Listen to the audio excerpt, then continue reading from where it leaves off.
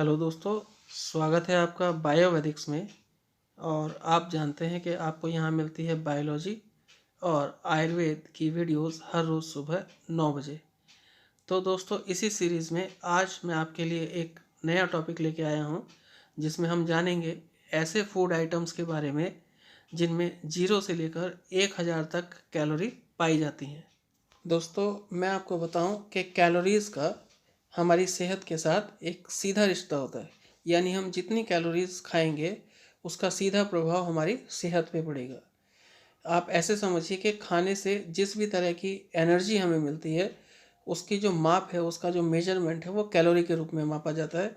यानी किसी भी फूड में या किसी भी ड्रिंक आइटम में यानी खाने पीने में जो भी एनर्जी होती है वो हमें कैलोरी के रूप में प्राप्त होती है। तो कैलोरी जितनी खाएंगे या जितनी कम खाएंगे उसका सीधा प्रभाव हमारे शरीर पे पड़ेगा। और मैं आपको बताऊं कि सामान्य तौर पर हमें जो आवश्यकता है, यानी पुरुषों को कैलोरीज़ की आवश्यकता है लगभग 2200 कैलोरी प्रतिदिन की, महिलाओं को लगभग 1800 कैलोरी प्रतिदिन की, और गर्भवती महिलाओं को 300 कैलोरी एक्स्ट्रा यानी 2100 कैलोरी प्रतिदिन जो है हमारी आवश्यकता है कैलोरी की। अब आप समझिए कि अगर आप इतनी कैलोरी रोज़ कंज्यूम करते हैं तो आपको इतनी कैलोरीज का हिसाब भी रखना पड़ेगा, यानी इसको बर्न भी करना पड़ेगा, इसको खर्च भी करना पड़ेगा, तभी तो अगले दिन आप कैलोरी लेंगे। अगर आपने आज 2200 कैलोरी ली है दोस्तों, और 2200 में से आपने 2000 कैलोरी खर्च की है, तो वो 200 कैलोरी बची रह जाएंगी। और कल फिर से जब 2200 कैलोरी लेंगे तो वो 2200 नहीं 2400 हो जाएंगी। और फिर आप 2000 खर्च करेंगे तो 400 बची रह जाएंगी। तो इस तरह से जब हम काम कम करते हैं, जब हम कैलोरी का खर्चा कम करते हैं और कैलोरी खाते ज़्यादा हैं, तो ये हमारे कैलोरी जो है वो हमारे शरीर में इकट्ठा होती रहती है, एनर्जी इकट्ठा होती रहती है, और फिर ये एनर्जी जो है वो फैट के रूप में हमारे शरीर में हमें मोटापा प्रदान करती है। तो इसके लिए सबसे ज़्यादा ज़रूरी ये है कि हमें पता होना चाहिए कि हम जो खाना खा रहे हैं उसमें कितनी मात्रा है कैलोरी की।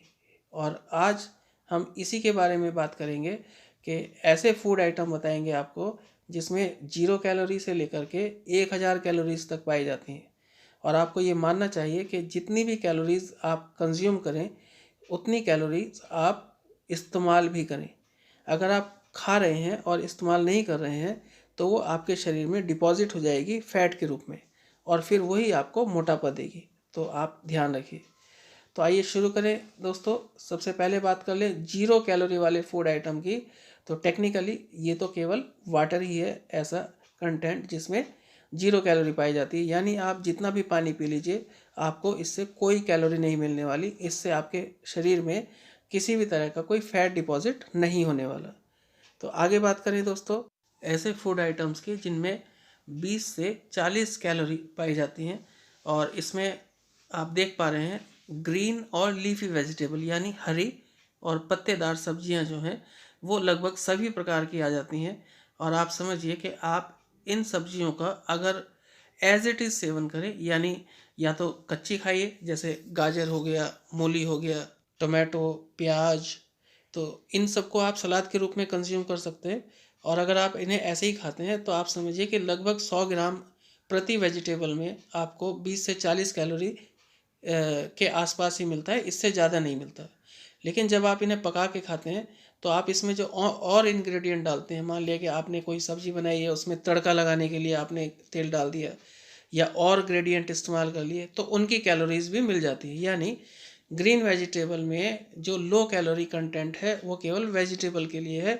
जैसे जैसे आप ग्रेडिएंट डालते जाएंगे वैसे वैसे उसकी जो कैलोरी कंटेंट है वो भी बढ़ता जाएगा।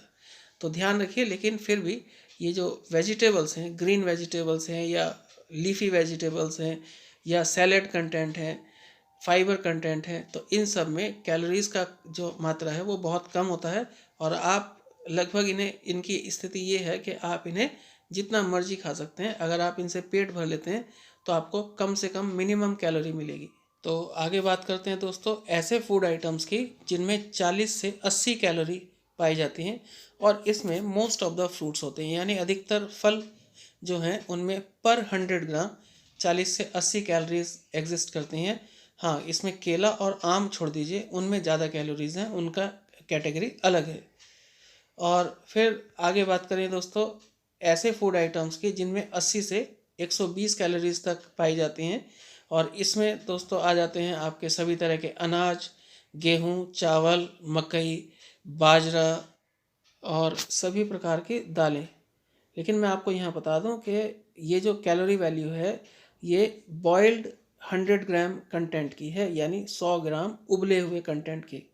अगर उबली हुई दाल है, उबले हुए चावल हैं, उबला हुआ कोई भी अनाज है, मकई है, तो इसमें जब आप प्रोसेसिंग करके चाट मसाला डाल करके तेल घी का तड़का लगा करके जब आप इन्हें कंज्यूम करेंगे तो इसमें कैलोरी वैल्यू जो है वो बढ़ जाएंगी ऑटोमेटिकली। तो आप अपनी ज़रूरत के हिसाब से इसको मैनेज कर सकते हैं।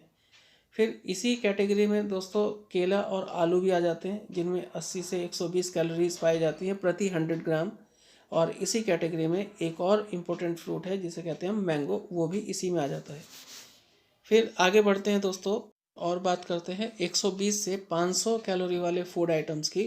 और इसमें दोस्तों आ जाते हैं सभी प्रकार के फ्राइड फूड्स, जैसे पकौड़े, समोसे, पेटीज, बर्गर, पास्ता, या ऐसी चीज़ें जो मैदे की बनी होती हैं और तली हुई होती हैं, फ्राइड होती हैं। तो इनको आपको बहुत कम मात्रा में खाना चाहिए अगर आपको अपने वेट को मैनेज करना है, मेंटेन करना है, और अगर बढ़ाना है तो फिर आप खा सकते हैं। इसी कैटेगरी में आ जाती हैं दोस्तों सभी तरह की मिठाइयाँ, लड्डू, पेड़ा, रसगुल्ले, ये सब इसमें आ जाते हैं। फिर आगे बात करें दोस्तों ऐसे फूड आइटम्स की जिनकी कैलोरी वैल्यू 500 से 1000 है, और इसमें दोस्तों सभी प्रकार के जितने भी कुकिंग ऑयल और घी हैं वो सब इस कैटेगरी में आ जाते हैं। अब ये कुकिंग ऑयल बहुत अच्छा, यानी ऑलिव ऑयल हो सकता है, सरसों का तेल हो सकता है, सोयाबीन का तेल हो सकता है, या घी हो सकता है, डालडा घी हो सकता है, या देसी घी हो सकता है। इन सब में कहीं ना कहीं कैलोरी वैल्यू जो है वो लगभग एक समान होती है, आप ये बात ध्यान रखिए।